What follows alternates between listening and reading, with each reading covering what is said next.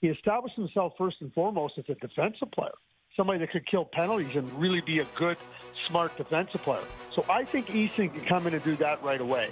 But like Doug Gilmour, I think Easton's got that fire. I think he's got that burning desire. And when the challenges are significant, and you got to rise up to them. I mean, Dougie always did, and I see that type of quality. I see those types of qualities in Easton. Now, I mean, I'm not going to suggest he's going to be a 100-point guy because I don't think he will be, but I think he can bring some of that. You know, what Brad Treliving's word, it's going to phrase, and we're going to hear it, but we're going to use it a lot. DNA. If you want to have a DNA that's hard to play against, it's competitive, that's in the fight, you got to get players like that. Easton Cowan is that type of player. They need more of them, though. They need more guys like that. Absolutely. So if you look at Easton Cowan, Michelli, and Bobby McMahon, I mean, somebody who's already there has to sort of jump up, don't they? I don't know, jump up. Like, you know, we're always looking for somebody to jump up. And, you know, sometimes the player that we look to jump up does. Sometimes it's somebody that we're not expecting. I mean, Bobby McMahon's a good example. I don't know if Bobby McMahon has to come in and do more than he's done. I mean, he's been a real nice find for the Toronto Maple Leafs. What you don't want to see is Bobby McMahon do less. You want to see Bobby McMahon come in and deliver. They have star players. We know what Austin Matthews is. We know what William Nylander is. John Tavares had 38 goals. Matthew Nyes is a really good player. It's not like they're not lacking. But what they have to do is have they get far too little from far too many when it counts. And like again, Lundell scores. You get. I'm not even going to bring in Marchand. Luosterainen produces when it counts. Like not like in the first. There were times during these playoffs when Sasha Barkov was just playing good defense. He wasn't able to provide off. Sam Reinhart because of a little bit of an injury, but they had other guys step up. Like the Leafs. Like again, you go back and look over the course of the playoffs years. Far too many delivered far too less. So, Bobby McMahon, come in. Give me 18 to 22 goals. Don't give me less. I mean, Max Domi can't come in and give you what he gave you this year. And then what I'd say about Max is fits and spurts. It's no good. It's not going to help you. And Scott Laughton came over in a trade. I mean, there's a lot of excitement about Scott Laughton. Scott Laughton's got to give you more. So it's not just Austin Matthews or William Nylander. And I go back to the depth. That's where the Leafs have to become stronger, is through their depth. Now, is that through adding players? Yeah, you can add players like that, but it's also from players delivering. And that's what they need, because again, you can't go through the playoffs just counting on your top guys. Hey, Craig, another team that's looking for some depth this offseason is the Edmonton Oilers. How did you feel about their move to acquire Ike Howard, the reigning Hobey Baker Trophy candidate from the U.S. college ranks, Michigan State University to be exact? What can Howard bring to the Oilers in the here and now? Well, I think it's not just Howard. It's also Mangiapane, and Stan Bowman, faced with his salary cap situation, had to find a way to give his team more skill. They tried it last year with Arvidsson and Skinner, and it was a failure. So they needed to be younger. They needed to find skill in that age group. I think Stan Bowman did an outstanding job. Number one, you get a player that's 21 years old in Howard. He's a really good player. He wasn't surrounded by skill, like a lot of skill at Michigan State, and he performed at an exceptionally high level. Well, guess what? Now you got 97/29 playing with him. Howard's a really smart offensive player. He knows where to be, and he knows where to be at the right times, and he knows how to score.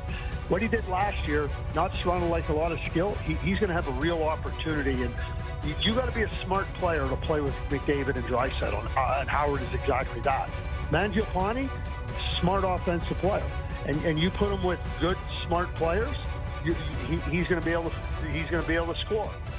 If Howard can come in along with Mangiapane and they can get 35 to 40 goals for the $4.6 million they're going to cost the Edmonton Oilers on their salary cap, that is tremendous value. And quite frankly, I think Howard's ready to come in and play. I think he's smart enough to come in and play. We know what Mangiapane can do. I think that Stan Bowman went and found 35, 40 goals for $4.6 million, which is exactly what they needed. And I think that will help ease some of the offensive burden on McDavid, Draisaitl. I think that guys like that can take advantage of them. But it will also take some of the pressure away from Ryan Nugent-Hopkins. He doesn't have to do it as much. I mean, he's a good, versatile player. I mean, maybe Nugent-Hopkins becomes a third-line center now because you have two guys who can play in your top six. You know you have Hyman, and now you can kind of mix it around and see what else you can do. Matty Savoy is another guy on an entry-level contract, fast and speedy, had a really good season in Bakersfield. They needed to become younger. They needed to become faster. Savoy in a trade with Buffalo, Howard in a trade with Tampa Bay Lightning, Mangiapane in a free agent signing. They got more skill, and if those three guys can come in and give them some of that offensive punch, they're going to be a much better. They're not going to be a much better team. They're going to be a better team, and they're going to be a better balanced team.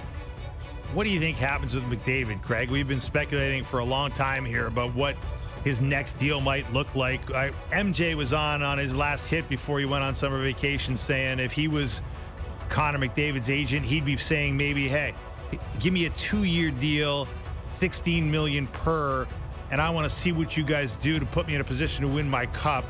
Obviously, he can sign for as many as 8 years. How do you see it ending up? Well, number one, the salary cap is going up significantly over the next number of seasons. So players don't want to leave money on the table. If McDavid signs for an 8-year deal, and it's not for, I mean, the most he can sign for, I think, is $19 million, because that's what the cap will be when he signs it this year. So if he signs for $19 million times 8 years, he's leaving money on the table. And I don't think that would be prudent. I don't think that would be wise. Connor McDavid wants to win. Connor McDavid, at the end of season availability, talked about, I want to win and I want to have a chance to win, and not just do it once. He wants the opportunity. So if I was looking at it and chatting with Connor McDavid, I would say, listen, you have great opportunity here. You can put management's feet to the fire. 2-year deal, and let's see what you got. Maybe he says it's a 4-year deal, and that takes a little bit of the heat. But if he only signs for 4, I would also go back and behind the scenes tell management 2 years into this contract, at the end of 2 years into this contract, you guys better have done your job. Because if not, I'm gonna ask to be traded. Greg, let's move over to player development. And I know you've talked a lot about the NCAA and Gavin McKenna signing with Penn State and the door that it opens, and maybe it's a little more gradual. I want to throw in there that new change that allows an NHL team to have one 19-year-old in the American Hockey League. How big a transition is that? Like, does it open up a big door? Like, how do you view this? How does it affect junior hockey? Well, is that is there one 19-year-old that can play in the NHL now? Does that happen? I'm not aware of that. No, this is the AHL. No, but is that a new rule? They're considering one 19